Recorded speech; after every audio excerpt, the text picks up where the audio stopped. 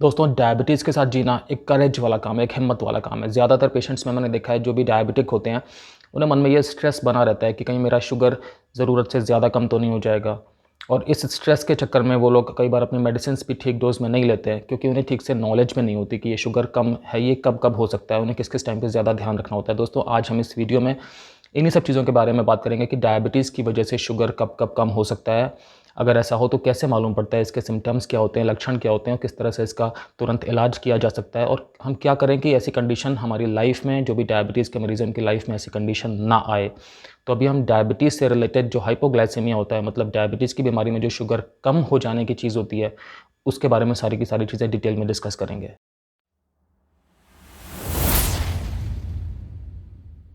दोस्तों मैं हूं doctor Kamal Singh, x armed forces medical college, x Fortis hospital, x a lot of corporate hospitals. दोस्तों मुझे 20 साल से भी ज़्यादा का क्लिनिकल एक्सपीरियंस है और मैंने critical care medicine, emergency medicine और इंटरनल मेडिसिन में बहुत सारा काम किया है। दोस्तों मैंने डायबिटीज़ के बहुत सारे पेशेंट्स मैनेज किए हैं, सुपरवाइज़ किए हैं, और हाइपोग्लाइसीमिया के मैंने बहुत सारे एपिसोड्स ठीक किए हैं, क्योंकि हाइपोग्लाइसीमिया तो डायबिटीज़ में क्लिनिकली बहुत देखने को मिलता ही है। स्पेशली एक हॉस्पिटल सेटिंग में हाइपोग्लाइसीमिया इमरजेंसी केसेस में बहुत कॉमन है। दोस्तों सबसे पहले बात करते हैं कि हाइपोग्लाइसीमिया होता कब है, किस लेवल की शुगर अगर हो तो हम बोल सकते हैं कि हाइपोग्लाइसीमिया हो गया है। तो दोस्तों जो डायबिटीज़ के मरीज़ हैं, जब उनमें शुगर का लेवल 70 से कम हो जाएगा तो उसे हाइपोग्लाइसीमिया कहा जा सकता है। हाइपोग्लाइसीमिया मतलब ब्लड में शुगर का कम हो जाना, राइट। अब चूंकि इस वीडियो में हम सिर्फ डायबिटीज़ के मरीज़ों की बात ही कर रहे हैं, इसलिए हम इसी टॉपिक पे सेंटर्ड रहेंगे। वैसे मैं सिर्फ एक जनरल इन्फॉर्मेशन के लिए बता रहा हूँ कि जिन लोगों में डायबिटीज़ नहीं है, उनमें अगर शुगर 55 से नीचे आती है तो उसे हाइपोग्लाइसीमिया कहा जाता है। लेकिन डायबिटीज़ के मरीज़ों में अगर ब्लड शुगर का लेवल 70 से कम है तो उन्हें हाइपोग्लाइसीमिक कहा जा सकता है। दोस्तों ये है बहुत कॉमन, हाइपोग्लाइसीमिया होना बहुत कॉमन है। इनफैक्ट एक स्टडी में देखा गया कि अगर पिछले 4 हफ्ते का रिज़ल्ट लिया जाए तो जो टाइप 1 डायबिटीज़ के पेशेंट्स हैं, उनमें 5 में से 4 ने एक सिम्टम हाइपोग्लाइसीमिया का ज़रूर फेस किया है। और जो टाइप 2 डायबिटीज़ के पेशेंट्स हैं जो इंसुलिन लेते हैं, उनमें 50% ने पिछले 4 हफ्ते में कम से कम एक एपिसोड हाइपोग्लाइसीमिया का ज़रूर एक्सपीरियंस किया है। दोस्तों ये जो आंकड़े हैं ये कहीं ना कहीं किसी भी डायबिटीज़ के मरीज़ के मन में थोड़ी चिंता ले आएंगे, ये सोच करके कि ऐसा तो हमें भी हो सकता है। लेकिन मेन चीज़ इसमें कि अगर आपको एजुकेशन है, अगर आपको नॉलेज है कि हाइपोग्लाइसीमिया क्यों होता है, आप इससे किस तरह से बच सकते हो, किस तरह से आप इसको जल्दी ही पकड़ सकते हो, तो आपको इससे घबराने की ज़रूरत नहीं है। दोस्तों हाइपोग्लाइसेमिया के जो सिम्टम्स हैं ये नॉर्मली बहुत जल्दी डेवलप होते हैं, मतलब बहुत क्विकली आ जाते हैं। और कई बार मरीज़ को ज़्यादा सोचने समझने का टाइम नहीं होता और अचानक से उसकी ब्लड शुगर बहुत ड्रॉप हो जाती है। और कई सारे पेशेंट्स में ऐसा होता है कि पहले कुछ एक वार्निंग सिम्टम्स आते हैं। वार्निंग सिम्टम्स का मतलब होता है कि मरीज़ को थोड़ा आइडिया लगता है कि हाँ उसकी शुगर ड्रॉप हो रही है, अगर उसे नॉलेज है वो सिम्टम्स के बारे में तो। और उस टाइम पे अगर कुछ भी इंटरवेंशन कर लिया, मतलब कोई मीठी चीज़ खा लिया, पी ली, तो चांसेस होते हैं कि ब्लड शुगर दोबारा नॉर्मल आ जाएगा। और अगर नहीं किया तो फिर वो जो वार्निंग सिम्टम्स हैं वो फिर सीरियस सिम्टम्स की तरफ प्रोग्रेस हो जाते हैं। दोस्तों मैं आपको ये भी बताना चाहता हूँ कि ऐसा ज़रूरी नहीं है कि हर एक पेशेंट्स को एक जैसे सिम्टम्स आएँ हाइपोग्लाइसीमिया में। हो सकता है पेशेंट ए को अलग सिम्टम्स आ रहे हैं, पेशेंट बी को अलग सिम्टम्स आ रहे हैं। दोस्तों ऐसा भी हो सकता है कि किसी पेशेंट को सपोज़ पिछले महीने हाइपोग्लाइसेमिया हुआ था तो उस टाइम थोड़े अलग तरह के सिम्टम्स आए थे, और इस महीने हाइपोग्लाइसेमिया हुआ तो सिम्टम्स थोड़े से डिफरेंट हो गए। तो आपको सिम्टम्स की पूरी जो रेंज है वो उसका आइडिया होना चाहिए, ताकि आप उसमें से कुछ भी मैच कर सकें, क्या मुझे ऐसा कुछ हुआ है। तो हम बात करते हैं दोस्तों पहले वार्निंग सिम्टम्स की। वार्निंग सिम्टम्स वो होते हैं जब ब्लड शुगर ड्रॉप होना स्टार्ट होता है तो बहुत सारे मरीजों को किस तरह के सिम्टम्स आते हैं। स्वेटिंग मतलब पसीना आना, बॉडी का शेक करना या ट्रेंबल करना मतलब बॉडी का कांपना। दोस्तों ऐसा हो सकता है कि अचानक से ज़्यादा भूख लगना स्टार्ट हो जाए बहुत तेज़ी से, जिसे कहते हैं एक्सट्रीम हंगर। कई मरीज़ों को बहुत इरिटेबिलिटी हो जाती है उस टाइम पे, या अचानक से ही बहुत एंग्जाइटी होने लगती है। कई लोगों का दोस्तों हार्ट बहुत तेज़ तेज़ धक धक करने लगता है, जिसे रेसिंग हार्ट की कंडीशन कहते हैं। कई लोगों को अचानक से कंसंट्रेट करने में या फोकस करने में ट्रबल होने लगती है। बहुत से पेशेंट्स को दोस्तों डिजीनेस होने लगती है, लिप्स के आसपास या चीक्स के आसपास टिंगलिंग हो सकती है, मतलब सुइयाँ चुभने जैसी सेंसेशन हो सकती है, या सुन्नपन होने जैसी सेंसेशन हो सकती है। दोस्तों बात करते हैं सीरियस हाइपोग्लाइसीमिया की, मतलब कि जब ब्लड शुगर काफ़ी कम हो जाती है नॉर्मली, तब किस तरह के सिम्टम्स आते हैं। जो ज़बान है वो लड़खड़ा जाती है, मतलब जो स्पीच है वो स्लर्ड हो जाती है। मतलब जो भी शब्द अगर अंदर से निकल रहे हैं तो वो कोई समझ नहीं पाएगा कि ये अगला क्या बोल रहा है। सिमिलरली बेहोशी आ सकती है, पूरी तरह से लॉस ऑफ कॉन्शियसनेस हो सकती है। दोस्तों ऐसा हो सकता है कि मिर्गी के दौरे पड़ जाएँ, सीजर्स जिसे हम इंग्लिश में कहते हैं। ऐसा हो सकता है कि पेशेंट को बिल्कुल ओरिएंटेशन ही ना हो कि वो कहाँ पर है, उसका क्या नाम है या कुछ भी, वो पूरी तरह से डिसोरिएंटेड है। दोस्तों ऐसा भी हो सकता है कि पेशेंट अपनी बॉडी के साथ कोऑर्डिनेट ही ना कर पा रहा हो, मतलब वो बिल्कुल भी अपने हाथ पैर का मूवमेंट जैसा नॉर्मली होता है वैसा कुछ भी नहीं कर पा रहा हो, उसे आइडिया ही ना हो कि बॉडी ऑपरेट कैसे होती है। साथ ही साथ कई सारे पेशेंट्स को दोस्तों विज़न में प्रॉब्लम होती है, मतलब उन्हें डबल दिखना स्टार्ट हो जाता है या कि उन्हें बिल्कुल ही आंखों के सामने अंधेरा छा जाता है। ये सारे के सारे सिम्टम्स दोस्तों सीरियस हाइपोग्लाइसीमिया की तरफ इंडिकेट करते हैं। इसका मतलब होता है कि जो ब्लड शुगर लेवल है वो शायद ज़्यादा कम हो चुकी है। तो ब्लड शुगर कम होना, हाइपोग्लाइसीमिया होना, ये आप मान के चलिए ये लाइफ थ्रेटनिंग कंडीशन होती है और इसमें इमरजेंसी मेजर्स लेने होते हैं। अभी मैं आपको आगे इस वीडियो में एजुकेट करूंगा कि इसमें नॉर्मली क्या क्या तरह की प्रिकॉशंस ली जाती हैं और नॉर्मली इसमें किस किस तरह के इंटरवेंशंस दिए जाते हैं।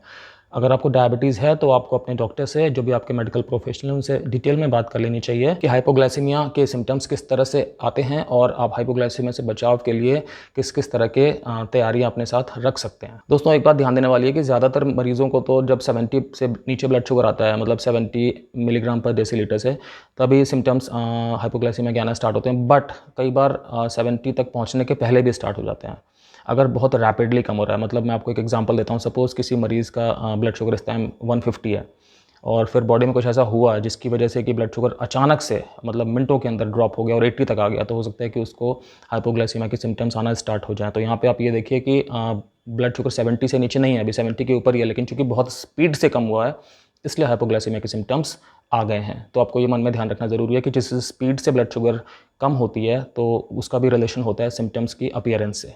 दोस्तों कई लोगों को जब वो रात में सो रहे होते हैं उस टाइम पे हाइपोग्लाइसीमिया हो जाता है, कॉमन है।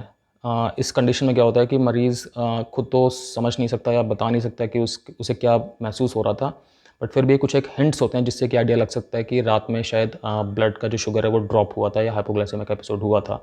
तो अगर स्लीप बहुत रेस्टलेस है, मतलब बहुत बेचैनी वाली नींद है, या कि सोने के टाइम पे बहुत ज़्यादा पसीना आ रहा था, या कि नाइटमेयर्स आ रहे थे, मतलब बहुत कुछ टेरर वाली नींद थी, या कि सुबह उठने के बाद बहुत ज़्यादा अनफ्रेश फील हो रहा है या बहुत डिसोरिएंटेशन हो रही है, मतलब आइडिया नहीं लग रहा है कि ठीक से कि मैं कहाँ हूँ या मुझे क्या करना है या कि हम मेरी इमीडिएट प्रायोरिटीज़ क्या हैं, कुछ ठीक से आइडिया ही नहीं लग पा रहा है, मतलब ओरिएंटेशन अगर इम्प्रॉपर है, ये सारे के सारे सिम्टम्स हैं, इस तरफ हिंट करते हैं कि हो सकता है कि इस पेशेंट को रात में सोने के टाइम पे शुगर कम हुई हो, हाइपोग्लाइसीमिया का एपिसोड हुआ हो।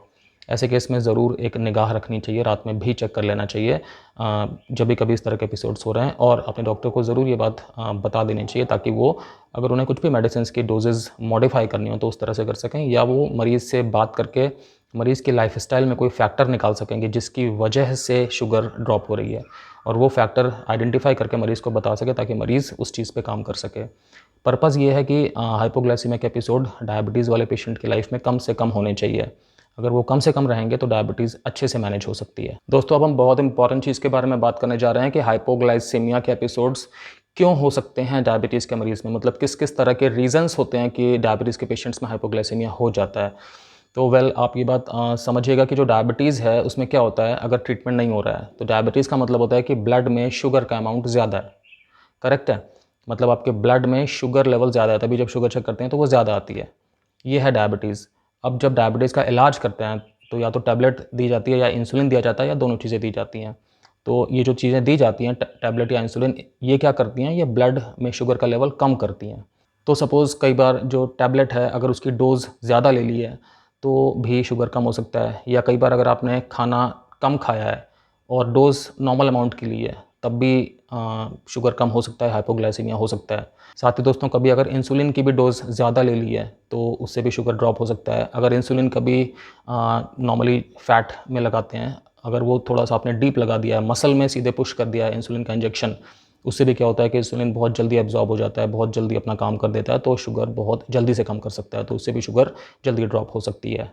साथ ही दोस्तों कई बार लोग क्या करते हैं कि अल्कोहल ले लेते हैं, खाना कम खाते हैं और दवा वैसी ले ली अपनी, इससे भी शुगर ड्रॉप हो जाता है, क्योंकि अल्कोहल अपने आप में शुगर कम कर देता है, राइट। तो खाना कम खाया है, अल्कोहल लिया है, अल्कोहल में शुगर कम करने की तासीर होती है, साथ में अपनी इंसुलिन या मेडिसिन भी ले ली है, उससे भी शुगर कम ही होता है। तो क्या होता है कि शुगर बहुत ज़्यादा कम हो जाता है। कुछ लोग अगर कभी ऐसा करें कि बहुत ज़्यादा एक्सरसाइज कर ली, बहुत ज़्यादा, तो उससे भी क्या होता है कि शुगर, ऑब्वियसली एक्सरसाइज करने में शुगर ही फ्यूल की तरह यूज़ होती है, शुगर से ही बॉडी को एनर्जी मिलती है, तो शुगर पहले ही थोड़ा सा नॉर्मल रेंज में आ गई होती है, फिर आपने मेडिसिन भी ले लिया, इंसुलिन भी ले लिया, तो उससे शुगर कम होने के आसार हो सकते हैं। दोस्तों अगर खाना टाइम पे नहीं खा रहे हैं या अगर खाना स्किप कर रहे हैं तो इससे भी शुगर कम हो सकती है। अगर आप खाना स्किप करेंगे और मेडिसिन लेते रहेंगे, इंसुलिन लेते रहेंगे, तो इससे ऑब्वियसली ब्लड में शुगर वैसे ही कम है क्योंकि आप खाना कम खा रहे हैं, या ब्लड में शुगर इतनी ज़्यादा नहीं है क्योंकि आप खाना कम खा रहे हैं और मेडिसिन की डोजेज़ आप सेम ही ले रहे हैं, तो फिर वो ज़्यादा काम कर लेंगी कम खाने पे, तो शुगर आपकी ज़्यादा कम हो जाएगी। साथ ही दोस्तों कई बार क्या होता है कि जो डाइट बैलेंस डाइट होनी चाहिए जिसमें कार्बोहाइड्रेट्स, फैट्स, प्रोटीन्स इन सब का एक प्रपोर्शन होना चाहिए। कई बार लोग इम्बैलेंस डाइट लेते हैं, तो उससे भी क्या होता है कि शुगर कम होने के चांस रहते हैं। अगर आपकी डाइट में कार्बोहाइड्रेट बहुत कम है या बिल्कुल ज़ीरो के बराबर है, तो फिर जो आप मेडिसिन खा रहे हैं या जो इंसुलिन ले रहे हैं वो किस पे काम करेगी, बिकॉज कार्बोहाइड्रेट तो अंदर है ही नहीं। तो फिर जो एग्जिस्टिंग शुगर है वो उसी को और कम कर देगी, तो उससे शुगर कम होने के चांसेस बन सकते हैं। दोस्तों कई बार लोग इंसुलिन और खाने के बीच में जो गैप होता है वो कई बार अगर ज़्यादा हो जाए तो उससे भी शुगर कम हो सकती है। सपोज़ नॉर्मली क्या होता है कि खाना खाने के जस्ट पहले इंसुलिन लेते हैं और उसके बाद खाना खाते हैं, तो जब तक इंसुलिन ब्लड में आती है तब तक कार्बोहाइड्रेट्स भी पेट में आ चुके होते हैं, डाइजेस्ट होकर के शुगर आ रहा होता है ब्लड में और अपना काम हो रहा होता है। बट अगर वो वेटिंग पीरियड ज़्यादा हो जाए तो शरीर के अंदर ग्लूकोज की सप्लाई तो पहुँचे नहीं है खाने के ज़रिए और इंसुलिन पहले पहुँच गया है, तो इंसुलिन ने अपना काम करना स्टार्ट कर दिया, ब्लड की शुगर कम कर दी है। दोस्तों कई बार क्या होता है कि कुछ इलनेस हो जाती है, सपोज़ बुखार आ गया, कुछ मौसम ऐसा चेंज हो रहा है, कुछ भी इस तरह की चीज़ हो गई, तो हमारा ओरल इंटेक मतलब हमारा मुँह से खाना वैसे ही कम हो जाता है। उस केस में भी चांस रहते हैं शुगर कम होने के। अगर आपने अपनी जो मेडिसिन की डोज़ है या जो इंसुलिन है, अगर आपने उसका अमाउंट आप नॉर्मल ले रहे हैं और आप खाना नॉर्मल नहीं खा पा रहे हैं, बहुत कम अमाउंट में खा रहे हैं, तो ऑब्वियसली चांसेस रहेगा शुगर कम होने का। तो आपको अपने डॉक्टर से ये बातें डिस्कस कर लेनी है कि अगर इस तरह की कंडीशन आती है तो आप मेडिसिन की डोज़ या इंसुलिन की डोज़ क्या रखें। तो दोस्तों घबराना नहीं है हमें एजुकेशन लेनी है ताकि हम वो सारे स्टेप्स ले सकें कि हमें ब्लड में जो शुगर है वो कम ना हो, ठीक है। तो इसमें बहुत इंपॉर्टेंट है कि आपको एक ग्लूकोमीटर अपने अप्रोच में हमेशा रखना है। ग्लूकोमीटर एक बहुत हैंडी डिवाइस होता है और इसकी रीडिंग फटाफट आ जाती है, नॉर्मली 10 सेकंड्स के अंदर ही आ जाती है और पता लग जाता है कि शुगर कितनी है, ठीक है। तो हाइपोग्लाइसीमिया का पता तो ग्लूकोमीटर से ही लग सकता है। एक और सिस्टम होता है जिसे कंटिन्यूअस ग्लूकोज मॉनिटरिंग कहते हैं, वो जिन लोगों में बहुत रिकरेंट एपिसोड्स हो रहे हैं हाइपोग्लाइसीमिया के, वो उनके लिए एप्लीकेबल है, राइट। तो एक नॉर्मल ग्लूकोमीटर आता है, वो अपने पास रखिए अगर आपको डायबिटीज़ है, ताकि आप अपना ब्लड शुगर चेक कर सकें जब आपको लग रहा है कि आपका शुगर कम हो रहा है। दोस्तों एक और चीज़ बहुत इंपॉर्टेंट है, अगर आपको सिम्टम्स लग रहे हैं ब्लड में शुगर कम होने के, तो ट्रीटमेंट ले लेना या इंटरवेंशन कर देना बहुत इंपॉर्टेंट है। अगर आप उस टाइम पे ब्लड शुगर चेक नहीं कर पा रहे हैं, ग्लूकोमीटर पास में नहीं है, कोई बात नहीं, उसका वेट मत करिए, वो सारे काम कर लीजिए जो कि ब्लड शुगर कम होने में किए जाते हैं, जिसके बारे में हम अभी आगे डिस्कस करेंगे। तो दोस्तों हम बात करते हैं इसके ट्रीटमेंट की कि किस तरह से ट्रीटमेंट इसका एडवाइज्ड होता है। वेल तो एक 15-15-15 का रूल होता है। वो क्या होता है, अमेरिकन डायबिटीज़ एसोसिएशन एक प्रीमियर एजेंसी है, तो उनकी गाइडलाइंस के हिसाब से ये होता है कि अगर सिम्टम्स अपीयर हो रहे हैं, अगर पेशेंट को खुद ऐसा लग रहा है कि हाँ मुझे शायद शुगर कम हो रही है, तो उस केस में 15 ग्राम्स ऑफ कार्बोहाइड्रेट ले लेने चाहिए और उसके 15 मिनट्स बाद, मतलब 10 से 15 मिनट बाद आप दोबारा शुगर चेक कर लीजिए। अगर 70 से ऊपर पहुंच गया फिर तो ठीक है, अगर 70 से ऊपर नहीं पहुंचा है तो 15 ग्राम आप फिर से रिपीट कर लीजिए। ये प्रोसेस करनी है जब तक कि ब्लड शुगर 70 के ऊपर, 70 मिलीग्राम पर डेसीलीटर के ऊपर ना पहुंच गया। दोस्तों 15 ग्राम फास्ट एक्टिंग कार्बोहाइड्रेट का मतलब हो गया लगभग 1 चम्मच चीनी या उसके इक्विवेलेंट हनी वगैरह कुछ भी मीठी चीज़, या लगभग 4-5 ग्लूकोज की टैबलेट्स, या एक छोटा कप जो पेप्सी कोला इस तरह के कार्बोनेटेड बेवरेजेस होते हैं, ऐसा। दोस्तों कई बार क्या होता है कि जो शुगर में ड्रॉप होता है वो बहुत जल्दी हो रहा होता है, तो ऐसा मालूम पड़ रहा होता है कि जो पेशेंट है वो अनकॉन्शियस हो रहा है या कि उसकी हालत थोड़ी सी सीरियस है। ऐसी कंडीशन में मुँह से कुछ देने की कोशिश नहीं करनी चाहिए क्योंकि वॉमिटिंग आ सकती है और जो भी चीज़ दी गई है वो सांस की नली में जा करके सांस रोक सकती है और इससे बहुत अनफॉर्चुनेट सर्कमस्टांसेस पैदा हो सकते हैं। ऐसी कंडीशन में तुरंत हॉस्पिटल जाने की कोशिश करनी चाहिए या एम्बुलेंस बुलाने की कोशिश करनी चाहिए। साथ ही दोस्तों सीवियर जो हाइपोग्लाइसीमिया होता है उसके लिए एक ग्लूकागॉन नाम का इंजेक्शन आता है। ग्लूकागॉन एक सब्सटेंस है जो इंसुलिन के बिल्कुल अपोजिट एक्ट करता है।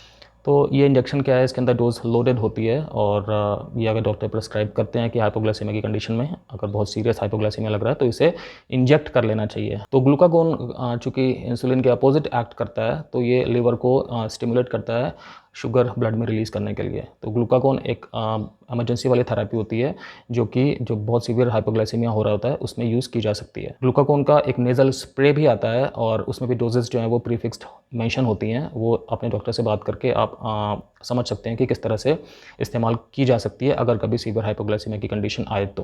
दोस्तों सीवियर हाइपोग्लाइसीमिया में जिसमें पेशेंट थोड़ा बेहोश हो रहा होता है तो हमें उन्हें कहीं ना कहीं चोकिंग से बचाना है। तो ऐसे में उन्हें सीधे नहीं लेटने देना चाहिए, करवट में ही लेटाना चाहिए और उनका जो सर का हिस्सा है वो थोड़ा सा ऊपर रखना चाहिए। उन्हें असिस्टेंस चाहिए। ऐसे में सबसे पहला काम होता है एम्बुलेंस कॉल करना, क्योंकि ठीक है ग्लूकागोन अगर है और अगर आपके डॉक्टर से आपने बात पहले की हुई है आप दे सकते हैं, वेल एंड गुड, लेकिन फिर भी कोई प्रॉब्लम नहीं है अगर आप एक एम्बुलेंस के ज़रिए एक हॉस्पिटल के टच में रह सकें तो। दोस्तों ये भी जानना इंपॉर्टेंट है कि क्या क्या स्टेप्स लें कि हाइपोग्लाइसीमिया जो डायबिटीज़ में ये ना हो, या कि हम इसे प्रिवेंट कर सकें। कैसे स्टेप्स होते हैं? तो हाँ, सबसे इम्पॉर्टेंट दोस्तों ये है कि आप अपने डॉक्टर के टच में रहिए। क्या होता है कि जैसे किसी को डायबिटीज़ डायग्नोज हुई है, ठीक है, तो वो डॉक्टर के पास गए, डॉक्टर ने उनकी मेडिकल कंडीशन देखी समझी, मेडिकल हिस्ट्री सुनी, टेस्ट की रिपोर्ट देखी और उन्हें मेडिसिन प्रेस्क्राइब की शुगर नॉर्मल करने की या इंसुलिन प्रेस्क्राइब किया जो भी। किसी किसी केस में दोस्तों क्या होता है कि मेडिसिन कई बार उसकी डोज़ ऑल्टर करने की ज़रूरत आ जाती है या मेडिसिन ही चेंज करने की ज़रूरत आ जाती है, ठीक है। तो आपको डॉक्टर के साथ पूरा कोऑपरेट करना है। आपको ये नहीं करना कि आपने पहली बार मेडिसिन लिखवा ली उसके बाद आप डॉक्टर से कभी मिलने ही नहीं गए। नहीं, ये चीज़ गलत है। दोस्तों ऐसा भी हो सकता है कि ठीक है मेडिसिन आपने फर्स्ट टाइम लिखवाई, आप घर आए, आपने कुछ दिनों के बाद आपको पहला ऐसा एपिसोड हुआ हाइपोग्लाइसीमिया का, आपको लगा कि आपकी शुगर कुछ कम हो रही है, ठीक है, आपने उस टाइम पे कुछ चीनी वीनी खा ली और फिर आपके मन में एक डर बैठ गया कि नहीं मैं डॉक्टर के पास जाऊंगा, उनसे बोलूँगा तो वो मेडिसिन चेंज करेंगे तो कहीं मुझे दोबारा ज़्यादा बड़ा एपिसोड ना पड़ जाए। ऐसा नहीं करना है, डॉक्टर को जा करके सारी बातें ठीक से बतानी है, किस टाइम आपको एपिसोड पड़ा था, उस टाइम आपने क्या खाया पिया था, वगैरह वगैरह। इससे क्या होगा दोस्तों कि डॉक्टर आपकी मेडिसिन ऑल्टर करने के टाइम पे ये चीज़ मन में रखेंगे कि आपकी सेंसिटिविटी किस मेडिसिन के लिए कितनी है, ठीक है। और दोस्तों एक चीज़ और मैं आपको बताता हूँ कि ज़रूरी नहीं है कि जो हर डायबिटीज़ में जो मेडिसिन होती है वो हर मेडिसिन हर एक इंसान पे एक तरह से ही प्रभाव दिखे उसका, ऐसा नहीं होता। हर एक की बॉडी के हिसाब से अलग अलग प्रभाव दिखता है। किसी में शुगर कम डोज़ में ज़्यादा कम हो जाती है, किसी में ज़्यादा डोज़ की ज़रूरत पड़ती है। इनफैक्ट दोस्तों ऐसा भी होता है कि सेम इंसान में भी वो ज़रूरी नहीं है कि अगर आप सेम अमाउंट की मेडिसिन ले रहे हैं और सेम खाना खा रहे हैं तो आप डेली अगर मॉर्निंग में ब्लड शुगर नापेंगे तो आपका सेम आएगा, ऐसा नहीं है, वो भी प्लस माइनस आएगा। तो ये एक रेंज होती है। तो ये बहुत इंपॉर्टेंट है कि आप अपने डॉक्टर के टच में थ्रू आउट रहिए, इस बात से डर के कि आपका शुगर आपको हाइपोग्लाइसीमिया हो जाएगा, डॉक्टर अगर दवा चेंज करेंगे, इस डर से आप डॉक्टर से को अवॉइड करिए। ये बिल्कुल गलत है, ये बहुत डेंजरस, ये लाइफ थ्रेटनिंग हो सकता है। तो आपके साथ जो कुछ भी हो रहा हो आपको अपने डॉक्टर से मिलके बात करके चलना ज़रूरी है। सेकंड थिंग है दोस्तों कि आपको अपना खाना वाना बिल्कुल टाइम पे लेना चाहिए। आपकी मील्स जो हैं वो बिल्कुल फिक्स्ड होनी चाहिए, बैलेंस्ड होनी चाहिए। जो भी आपको डाइट प्लान मिला आपको वो प्रॉपरली फॉलो करना चाहिए। अल्कोहल का सेवन अगर छोड़ सकते हैं तो सबसे ज़्यादा अच्छा है। अल्कोहल का सेवन करने से कोई फ़ायदा नहीं है और डायबिटीज़ में तो वैसे ही अल्कोहल का सेवन डेंजरस होता है क्योंकि अल्कोहल अपने आप में शुगर कम करती है और भी कम कर देती है। लेकिन फिर भी कहा जाता है कि अगर कभी किसी ने गलती से एक आध पैक लेना पड़ गया तो उसके बाद आप एक कुछ भी कार्बोहाइड्रेट वाली चीज़ खा लें ताकि आपका शुगर ज़्यादा कम ना हो। मतलब आप अपनी मील्स स्किप नहीं करनी है, हमें अपना खाना छोड़ना नहीं है। दोस्तों हमेशा अपने साथ कुछ ना कुछ एक शुगरी ड्रिंक रखनी है या कुछ ना कुछ एक मीठी चीज़ रखनी है, जो अगर आपको नहीं बताना कि हाइपोग्लाइसीमिया कब हो सकता है, इसलिए प्रिपेयर्ड हमेशा रहना होता है। कि सपोज़ आप कहीं ट्रैवल कर रहे हैं या सपोज़ आप किसी नई जगह पर हैं, कुछ खाना पीना टाइम पे नहीं हो पाया, कुछ भी ऐसा हो गया, तो आपको अगर सिम्पटम्स फ़ील हो रहे हैं तो एटलीस्ट आप उस टाइम पे कुछ ले सकें, कुछ इंटरवेंशन कर सकें। दोस्तों ये भी ध्यान रखना है कि आप जो आपका एक्सरसाइजेज़ का शेड्यूल है, जो आपकी फ़िज़िकल एक्टिविटी का शेड्यूल है, वो भी आप बहुत ज़्यादा ऑल्टर अचानक से ही ना करें। क्या होगा कि अगर सपोज़ आपने अपना खाना इंटेक कांस्टेंट रखा हुआ है लेकिन आपने अचानक से 2-3 दिन से बहुत ज़्यादा फिजिकल एक्टिविटी कर रहे हैं, इससे क्या होगा आपकी बहुत ज़्यादा कैलोरीज बर्न हो रही हैं, मतलब आपके जो बॉडी में ग्लूकोज है वो बहुत ज़्यादा खर्च हो रहा है। तो चूँकि वो ऑलरेडी बहुत ज़्यादा खर्च हो रहा है तो बॉडी में कम बचा है, लेकिन आप दवाई उतनी खा रहे हैं, तो वो जो दवाई खा रहे हैं वो कम को और कम करेगा, तो ऑब्वियस सी बात है कि ब्लड शुगर लो होने के चांस रहेंगे। दोस्तों डॉक्टर से बात करके अपने पास ग्लूकागॉन का इंजेक्शन हमेशा रखिएगा, ताकि कभी अगर ऐसा लग रहा है कि बहुत सीरियस कंडीशन बहुत जल्दी डेवलप हो रही है तो उसको आप इंजेक्ट कर सकें, सेल्फ इंजेक्ट कर सकें और आपकी शुगर नॉर्मल हो सके। दोस्तों ये हाइपोग्लाइसीमिया जो डायबिटीज़ में होता है इसकी वजह से कॉम्प्लिकेशंस बहुत ज़बरदस्त हो सकते हैं, लाइफ थ्रेटनिंग हो सकते हैं। जैसे मैंने बताया था, एक बार हम इन कॉम्प्लिकेशंस के बारे में भी डिस्कस करते हैं, किस किस तरह के कॉम्प्लिकेशंस होते हैं। दोस्तों हार्ट की रिदम ख़राब हो सकती है और हार्ट आपको पता है रिदम में ही पल्सेट करता है, मतलब रिदम में ही धक धक करता है। अगर उसकी रिदम ख़राब होगी तो हार्ट एक्चुअली, अगर मैं लेमैन लैंग्वेज में बोलूँ तो हार्ट कंफ्यूज हो जाता है और फिर पंप करना ही बंद हो जाता है, मतलब जिसे हार्ट अटैक का नाम दिया जा सकता है। तो दोस्तों हार्ट अटैक एक कॉम्प्लिकेशन है।